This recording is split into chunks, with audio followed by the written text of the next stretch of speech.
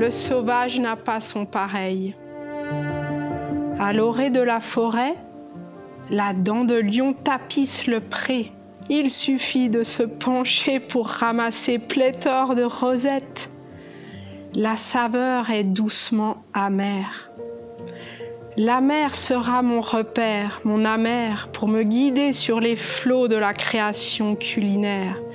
Une forme de rébellion joyeuse pour redorer le blason d'une saveur boudée, décriée.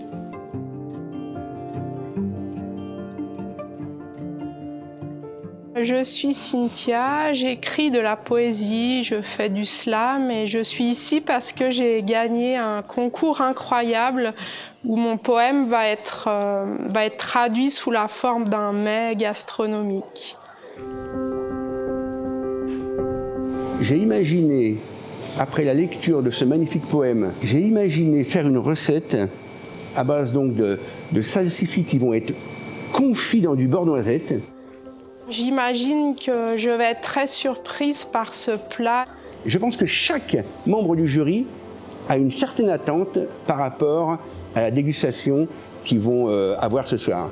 J'ai pas mal de tract parce que c'est quand même une école très prestigieuse. De se retrouver avec un chef d'un grand nom, c'est impressionnant. Je me sens très honorée d'être là et très contente, mais un petit peu le tract.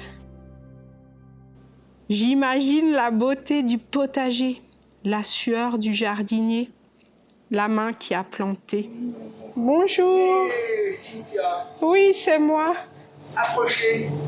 Voilà ce que moi j'ai imaginé. L'œuf parfait et le printemps. Alors vous allez me dire, il n'y a pas d'œuf. Eh bien j'ai rajouté un œuf. D'accord. Et je vais vous expliquer pourquoi. Oui. Allez, on va se mettre là-bas. L'œuf, la naissance. Le printemps, c'est la naissance. C'est la renaissance. Donc voilà pourquoi j'ai choisi l'œuf. Bonjour. Mais bonjour! Soyez les bienvenus. Et ce soir, on cuisine un poème, le poème de Cynthia. On va laisser Cynthia vous expliquer la recette, parce qu'elle la connaît par cœur maintenant. J'ai la chance d'avoir été choisie par vous, merci beaucoup. Donc dans le menu de ce soir, il y a mon poème sur la gauche et sur la droite, l'interprétation du chef. Il a concocté l'œuf parfait et le printemps.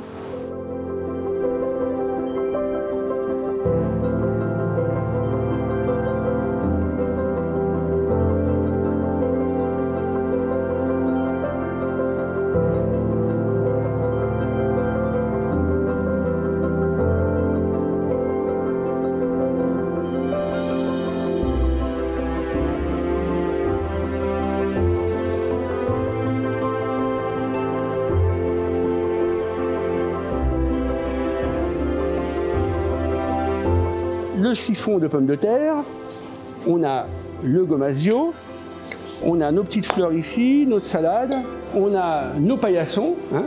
On est presque arrivé au bout là. On va dresser, c'est oui, ça? On va dresser.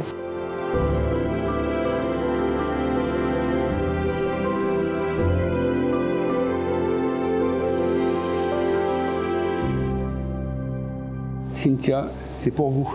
Oh, merci, bravo. Quand on crée, on ne sait pas où est-ce qu'on commence et où est-ce qu'on s'arrête. C'est pas seulement ce qui pousse au printemps, c'est quelquefois ce qui est resté de l'hiver et qui renaît au printemps. Parfum de réveil, la forêt entière sent l'ail. Ode à la renaissance, le printemps tant attendu. Les jeunes pousses d'ail des ours pointent, nous secouent pour peu qu'on les confonde avec des feuilles d'arôme ou de colchique. Il a su mettre à l'aise la poétesse. J'ai trouvé qu'ils étaient très complices en fait dans leur échange, dans leurs échanges. C'était vraiment un partage déjà lors de l'élaboration du plat. J'ai beaucoup aimé qu'ils nous emmènent et puis qu'ils nous apprennent parce qu'il avait vraiment envie de nous enseigner quelque chose.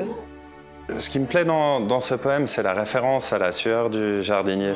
C'est une interprétation qui se vit et qui se revit, comme on l'a vécu lors de sa première lecture. En goûtant le plat que le chef Gobet a pu nous faire, j'ai trouvé que c'était une très belle interprétation du poème, qui était extrêmement subtile, et on arrive vraiment à trouver les deux arts. C'est vraiment deux arts qui sont finalement très proches, parce que les deux sont très précis, et il faut faire voyager la personne qui le lit ou qui le mange. Et j'ai pu retrouver une très forte synergie entre les deux finalement, qui m'a beaucoup plu. Ce poème a de l'élan. Il nous entraîne. Il y a quelque chose du sauvage que j'ai beaucoup aimé.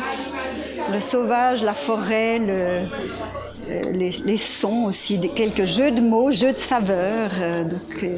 Il a été bien représenté aujourd'hui.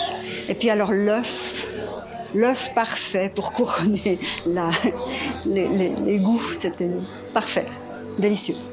Je me suis dit, ce cuisinier, il écrit.